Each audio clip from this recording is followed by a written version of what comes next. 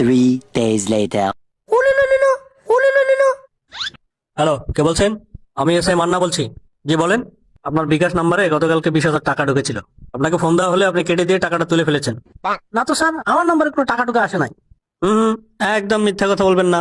সব তথ্য আমার কাছে আছে। আপনার নাম ফুটো বিশমাল, আপনার বাবার নাম হলো নান্টু বিশমাল।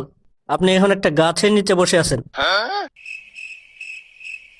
সেই গাছ থেকে একটা পাতা খুলে পড়লো আপনার সামনে।